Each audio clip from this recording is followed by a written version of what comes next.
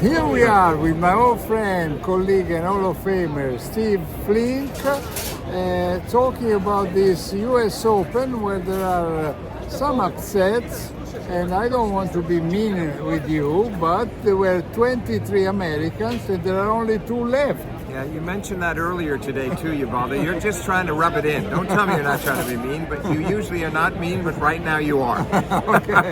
Okay, because we have also only 2 Italians, but they are already in the last 16. No? Yeah. Sinner was able to beat Shapovalov, but he Yeah. was struggling a lot, while Musetti didn't have to struggle to beat Cobolli because Cobolli was that tired. And you said he would be. You were correct. Yeah. 6-3, 6-2, 2 love to Musetti.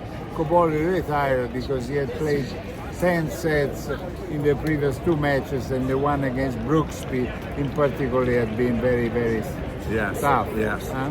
No, it's a shame because that had the makings of being a very close, hard-fought match, and you just didn't get that. You watched a lot, didn't you? Yeah.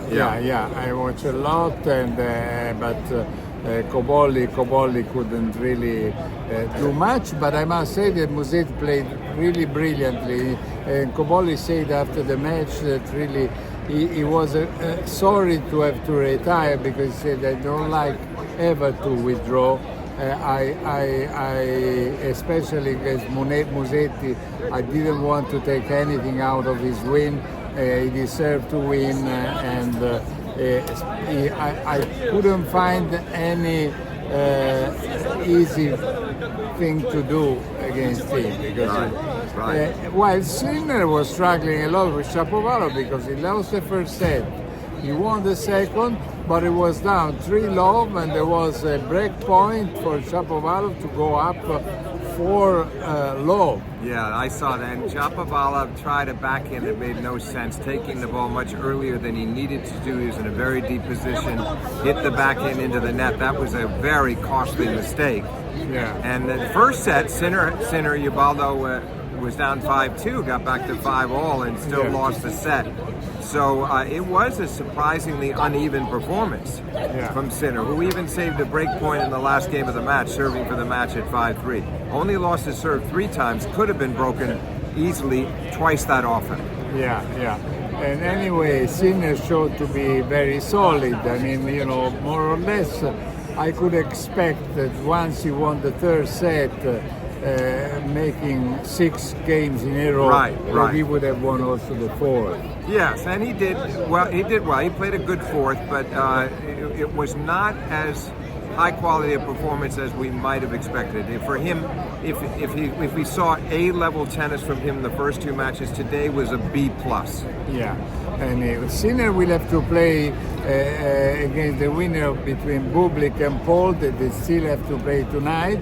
And if Paul wins, it would be a revenge match of last year when Sinner was suffering against Paul. Yeah, he was. And how would you feel if it was a different result this year and it was a Tommy Paul victory? Would you be able to handle that? No, I don't know. I hope not. I probably not.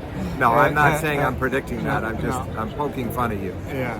But and then there will be a last 16 match between for Musetti, who is for the first time in the last 16 at the US Open. He has to play Munar, a Spanish guy who won easily against Bergs 6-1, 6-4, 6-4, and we have the last Russian survivor, because after Medvedev and Khachanov lost. Right. And Rublev won only 5 sets against the first player of Hong Kong who was able to go so far. Yeah, well, that's we know with Rublev, he tends to get himself involved in a lot of long matches, some of them unnecessarily long. On the other hand, he has his confidence back, and he's winning more of the close contests recently. Yeah. So he's been turning his year around very nicely. Yeah, but you watch it more carefully. The match that Osaka played and won, and you can against Kazatkina. You can tell us what happened. Osaka was brilliant in the first set, as she has been the whole tournament. 6 love. Goes down double break 4-1 in the second set. Gets all the way back to 4-all, Ubaldo. Serving 15 love, double fault. Serving 30-15, double fault. Loses her serve, loses the set, but managed to regroup very well in the third, which she won 6-3. I didn't expect it because at the end of the second, she looked very unhappy, left the court. She had smacked her racket down on the court at one point in frustration. You could see the frustration end of the second set. Third set played almost as well as she did in the first. Good win for her, and now that earns her the right to play the American and champion of 2 years ago, Coco Gauff. Yeah, and they played a few times, Ubaldo, at the majors. In 2019 here, it was an easy win for Osaka, but then at the Australian the next year, Coco got revenge. So I have a feeling this one will be very tight. I think Osaka has a good chance, but I think it's going to be one of those matches, another one of those thrilling 3-set Coco Gauff matches that could go either way, that her fans don't like so much. They want it more comfortable, like it was today for Coco. Yeah, well, today she won 6-3, 6-1 against the Polish girl, right. Czech. Yes. There was also a Czech derby between Noskova and Mukova won it in 3 sets. And then I went to talk to a Czech colleague called Marek Bartosik, because I wanted to ask him how come that the Czech girls have always produced great champions. I mean, starting from Navratilova, Mandlikova. Yes. And what was his response? The response was that while the Czech men choose football and ice hockey, the ladies in the Czech Republic, they pick tennis as a first sport. I understand, but there have been a lot of very good Czech men, Lahečka, Mahach, they have some very good... Yeah, well, but also he says that there is quite a coincidence, because this year, in all the 3 previous slams, no Czech players, neither men nor women, reached the quarters of finals. While this year, there are 5 Czechs still competing, because there is Mačak and Lahečka in the men's. Right. There is Mukova, there is Krajčíková and Bondrusov. Yes, so, right. So sometimes strange things can happen. But what's not strange is that they clearly have the right kinds of tennis programs over there. The training, the coaches, the development is all there, and that's why. I mean, it really goes back to the days of before Lendl and Martina Navratilova, when they grew up there. They became American citizens eventually. Well, like Yaroslav Drobny. Yeah, and then Mandlikova from that era too. So it really goes back to that time when they started to develop some great players. Yeah, they have 2 tennis academy in Prague, and Jan Kodesh and Giri Rebic are taking care a bit of that.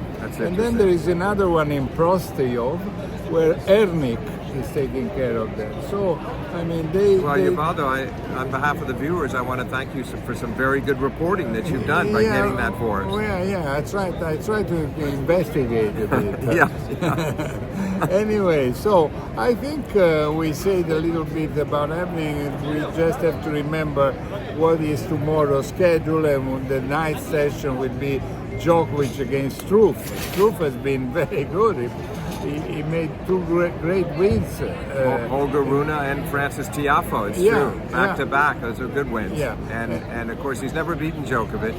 Yeah. Djokovic will return much better than either of those guys could. That will be a difference in his history of knowing how to deal with a big server like that. And he's plus Novak back under the lights again, which he just come off that win over Cam Norrie under the lights last night. So I think he was looking more comfortable. He had a little back issue, Ubaldo.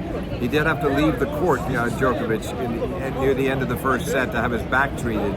And then they eventually gave him some painkillers, and he improved as the match went on. I just hope that doesn't act up again. As long as that doesn't act up, I think he wins that match tomorrow night. Okay, listen, I remind you also that there will be a great match, Rybakina Bondrusova. Yes. And also you have your American Taylor Fritz, who has to beat Mašak. If he wants and that to... won't be easy. I give him slight edge going in, but only slight. That's going to be a close match. Yeah. I hope he can pull it out in the end. But that's no given. It's No up for given. grabs. Okay, that's all for today. Thanks a lot to my old friend, colleague, and Hall of Famer Steve Flink. See you tomorrow.